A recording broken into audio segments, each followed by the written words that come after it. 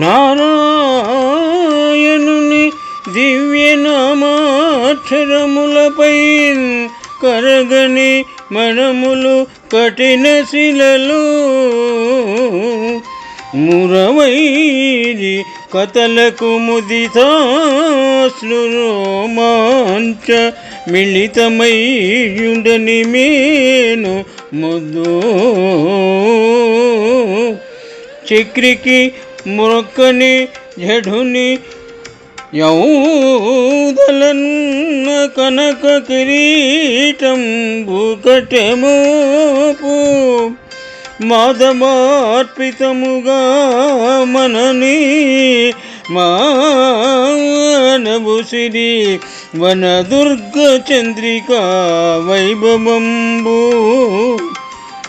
హైట భారీ భజన కలిగియుండని వాడు గాలిలోన నుండి కదలు శబము కమలనాభు పదమున్ గణని వాని బ్రతుకు పసిడి కాయలోని ప్రాణి బ్రతుకో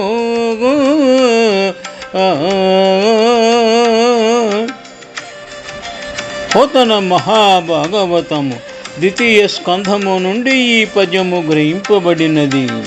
పద్యభావము: శ్రీమన్నారాయణుని పవిత్ర నామాక్షర స్మరణతో ద్రవించనివి మనస్సులు కావు, అవి కరకు బండలు.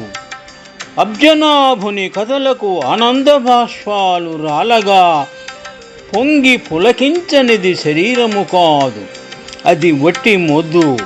పరమాత్మునకు ప్రణమిల్లని మూఢుని తలమీదిది బంగారు కిరీటము కాదు, అది కట్టెల మోపు. భగవంతునికి అర్పణముగాని మానవుని ఐశ్వర్యము కాదు, అడవిగాసిన వెన్నెల. వసుదేవుని చేవింపని వాడు ప్రాణవాయువు లోపల ఉండటము వల్ల కదిలే శవం.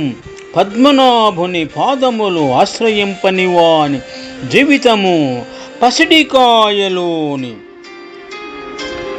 ప్రాణి బ్రతుకుగా వివరించడమైనది. శుభం. నారాయణుని దివ్యనామాక్షరములపై కరగని మనములు కఠిన శిలలు మురవైరి కథలకు ముదితాశ్రు రోమాంచ మిళితమయ్యుండని మేను ముద్దు చక్రికి మొక్కని జఢుని యౌదలన్న కనక కిరీటం భూకటమోపు మాధవార్పితముగా మనని మానవుసిరి వనదుర్గ చంద్రికా వైభవంబు హైట భారీ భజన కలిగియుండని వాడు గాలిలోన నుండి కదలు శబము కమలనాభు పదమున్ గణని వాని బ్రతుకు పసిడి కాయలోని ప్రాణి బ్రతుకో